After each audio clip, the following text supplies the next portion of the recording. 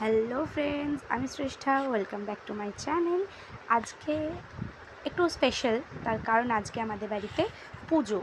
আর পুজো হচ্ছে আজকে অক্ষয় তৃতীয়ার পুজো। আমাদের বাড়িতে আছে ব্যবসা, তো সেই কারণে আজকে আমাদের হয়তো অক্ষয় তৃতীয়ার পুজো। যদিও অক্ষয় তৃতীয়া প্রায় অনেক দিন হয়েছে চলে গেছে, প্রায় 1 মাস। এতদিন পর আমি ভিডিও দিচ্ছি কারণ এর মাঝখানে আমার অনেক পরীক্ষা যাচ্ছে, মানে ইন্টারনাল পরীক্ষা ছিল, সেই জন্য আমি এতদিন ভিডিওগুলো আপলোড দিতে পারিনি, এডিট করতে পারিনি।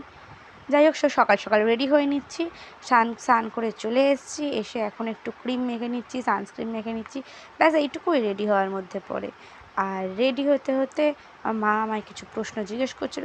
মানে আমি জানি না, রেডি হতে বসলেই আমার মার মনে পড়ে এই জিনিসটা নেই, ওই জিনিসটা নেই, কিছু নেই, খুঁজে পাওয়া যাচ্ছে না, এটা বের করে দে, ওটা এনে দে। যাই হোক, সেটা আমার যায় আসে না। যাই হোক, আমার মাখা হয়ে গেলো ক্রিম।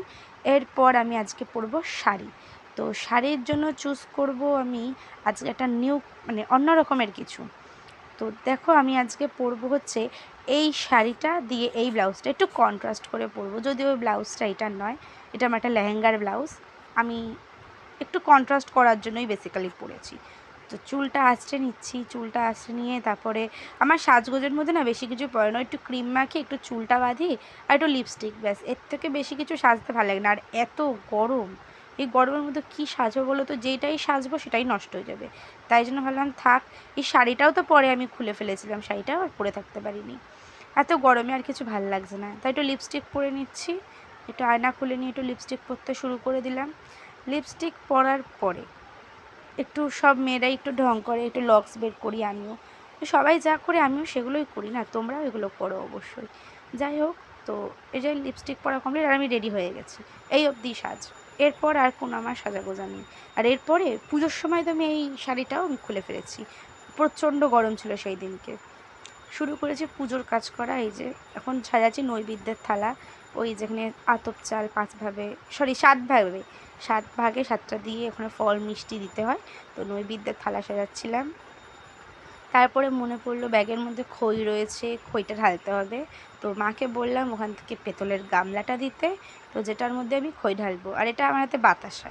আর এই যে খইয়ের প্যাকেট, গামলাটা চাইলাম। গামলাটার মধ্যে একটু জল ছিল, কারণ গামলাগুলো ধোয়া হয়েছিল সব সকালবেলা। তো গামলাটা একটু মুছে নিলাম, মুছে নিয়ে এবার ওটার মধ্যে খইটা ঢেলে দেবো।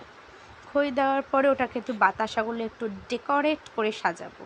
আমার না সব কিছু খুব সাজাতে ভালো লাগে, সেটা ফুল বলো বা বাতাসা বলো, যাই হোক আমার খুব সাজিয়ে দিতে খুব সুন্দর লাগে, মানে দেখতে খুব অর্গানাইজ লাগে ব্যাপারটা।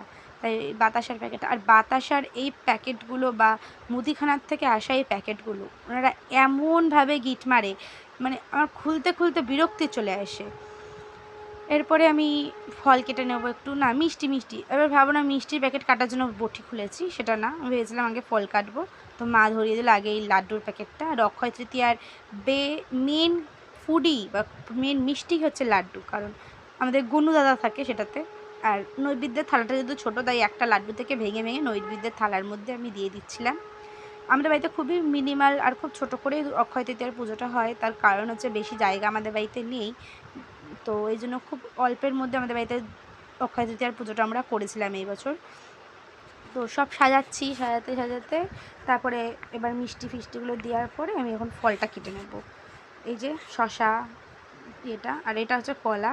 কলাটাকে মাঝখান থেকে কেটে নিয়ে এবার কলাটাকে কুচি কুচি করে কাটবো, কারণ এটাও নৈবেদ্যের থালায় অবভিয়াসলি যাবে, কারণ সব ফলই ওখানে দিতে হয়।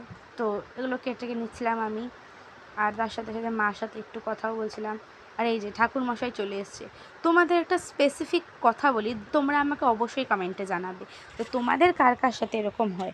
তোমাদের কখনো হয়েছে যে ঠাকুরমশাই একটা সময় বলে তার থেকে 1 থেকে 1.5 ঘন্টা পর এসছে? ইনি আমাদের মানে বাড়ির প্রচলিত ঠাকুরমশাই। উনি আমাদের যেই ঠাকুর টাইমটাই বলে সেই টাইমে উনি কোনো দিন নিজের দেখা দেন না। আমাদের এই দিন পুজোর টাইম ছিল ঠিক 11:30। আমার মা যেহেতু অসুস্থ, আমার মা সেরকম একটা উপোস রাখতে পারে না, তাও ওই বাড়িতে অক্ষয় তৃতীয়ার পুজোর জন্য আমার মা উপোস রাখে। আর উনি এসছে ঠিক দুপুর 2:30-এর সময় পুজো দিতে। এত মাথাটা গরম হয়ে যাচ্ছিল না, কারণ মা এতক্ষণ না খেয়ে, ওষুধ না খেয়ে খুব কষ্ট হয়েছিল মার জন্য। আর উনি এসছে 2:30-এর সময়। তো এরম কার কার সাথে হয় যে ঠাকুরমশাইরা টাইমটা একদম পারফেক্ট টাইমে আসে না বলো?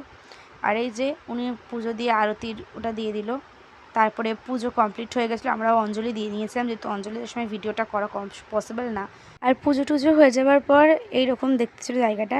আজকের ভিডিওটা এই পর্যন্ত। ভালো লাগলে অবশ্যই লাইক, কমেন্ট, শেয়ার আর আমার চ্যানেলটা সাবস্ক্রাইব করে দিও। Bye bye.